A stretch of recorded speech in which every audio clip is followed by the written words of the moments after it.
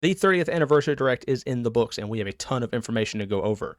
Remasters for both Warcraft 1 and 2, along with a huge quality of life patch for Warcraft 3, all launched today, along with a battle chest so you can pick up all 3 games. Starcraft is coming to Hearthstone. You will get to play as some of Starcraft's most famous characters in Hearthstone, and you will get Zerg, Protoss, and Terran cards to go along with them. Dual family leaders and a PC client coming to Warcraft Rumble, so for you Warcraft Rumble fans, you'll be able to play on the go or at home. Content information for the Season of Discovery going on right now on Kiraj, Naxxramas Raid to follow after that, and in-game content planned for Beyond Naxxramas. Cataclysm Classic timetable, so we do know when we're going to get the Hour of Twilight patch and the last raid, the Dragon Soul, and Mock Classic has been announced for Classic coming up next year. The 20th Anniversary Classic servers are coming next week, and along with them, Hardcore servers will be launching on start, so you'll be able to play normally, or if you want to take the gamble, Hardcore will be there for you. And new information on the War Within for patch 11.0.7 and beyond. We get a sneak peek at the new zone coming in 11.1. We get a sneak peek at the new dungeon, a couple of delves, and the next big raid, along with, finally, player housing. So let's jump in and break it all down. Opening the Direct was the reveal for the remasters of Warcraft 1 and 2, along with the 2.0 patch for the quality of life changes for Warcraft 3 Remastered. The quality of life patch brings HD upresing for all classic assets, with the ability to pick and choose what assets you'd like to have active in the game. So if you want classic looking units but modern looking buildings, you'll be able to set that in the options. Along with that, you'll also be getting in-game hotkey customization and a reworked ladder for online play, so it seems like they are trying to fix Warcraft 3 for the better, which is good timing considering they've also dropped Warcraft 1 and 2. Warcraft 1 is going to be getting updated graphics along with Warcraft 2, and control modernization, so you'll be able to right-click move and box select for grabbing multiple units, along with being able to grab more units at a time. Warcraft 2 will be getting a multiplayer functionality, so you'll still be able to play that game with multiplayer, along with all the maps on there will be available for legacy play, so you won't have to worry about missing out on your favorite map that way. All of these games are going to be releasing or dropping their patches today and will be a part of the Warcraft Battle Chest bundle on the Battle.net store, which went live shortly after the live stream ended.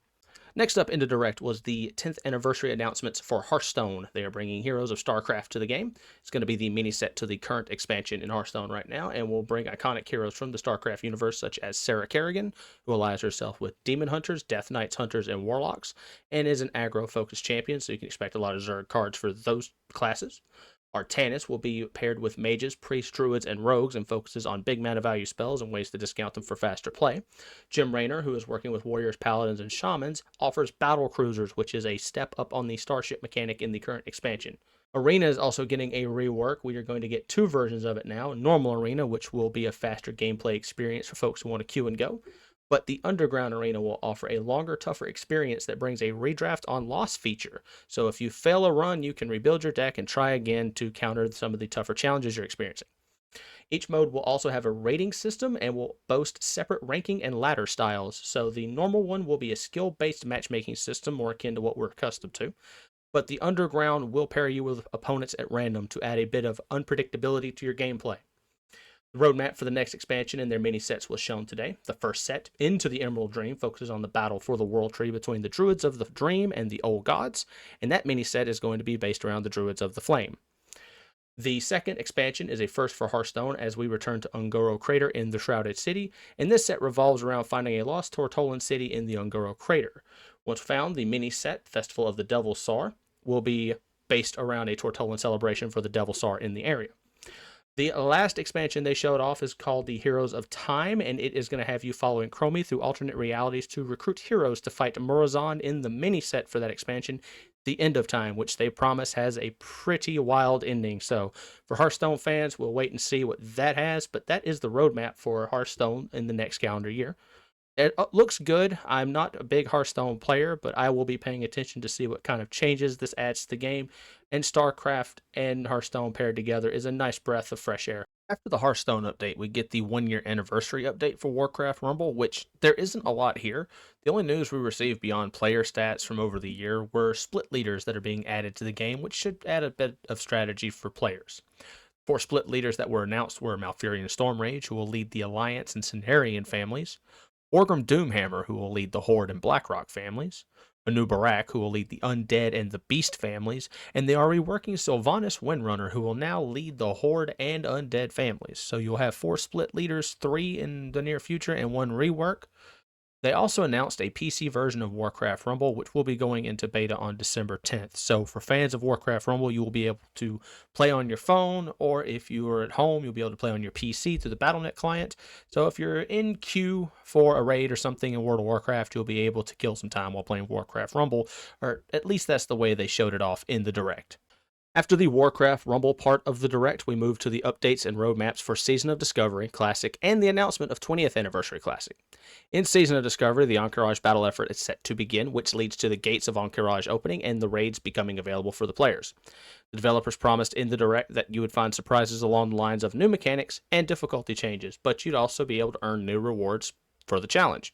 They also mentioned the last original phase of Vanilla WoW, the release of Naxxramas, will be coming after Entourage, and along with it, they've promised new content, something revolving around the Scarlet Crusade and something they call the Adventures of Deadwind Pass. So that's nice to see that they are going to be extending the content beyond the established vanilla slate. For Cataclysm Classic, they spoke about the Firelands, which is out currently, and the launch timetable for the Hour of Twilight precursor event leading into the Dragon Soul launch, so that raid will come out early next year, and you can check out that information on the roadmap that they posted. After that, though, they did talk about where they're going from there, and of course it is going to be Mists of Pandaria Classic, which is slated to release in spring of 2025, and on the roadmap you can see when they're going to release the Pandaren race for you to level, the Monk class for you to level, and how that content will roll out going forward.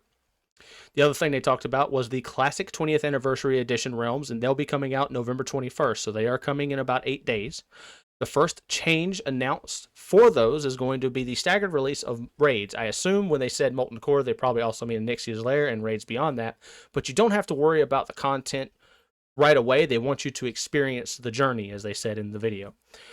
After that, you will be able to progress through all the content across PvP, PvE, and Hardcore realms. So they are going to bring Hardcore realms from the start, and they will progress all linearly, so all the content will unlock on them on the same time. These realms will also launch with quality of life features added that were added to Classic originally, so you're going to get your Chrono Boon Displacer to save your world buffs, and the improved PvP honor system that they implemented. All realms have already been announced to progress to Burning Crusade Classic. So there'll be no guest game this time. We are getting Burning Crusade Classic, and of course that logic dictates we will get the other expansions going forward. So this is a re-release of a re-release, and while I'm not the biggest fan of it, it does seem like they are learning from the original re-release. So we are going to get a lot of stuff handled right away that needed some time to work out over the course of Classic. So this should be interesting for folks who want to play the hardcore especially. We'll see how it plays out, but these are going to start next week. And lastly, we come to the updates and roadmaps for the War Within expansion. They start off by talking about 11.0.7, the Siren Isle update, and some of the things that it's adding to the story, and some of the other things that are happening in the patch, such as Plunderstorm, which is going to move from a renown-based reward system to more of a store-based one, so you're not feeling as pressured to have to play it all the time to earn those rewards, and a rework of the Festival of Winter Veil.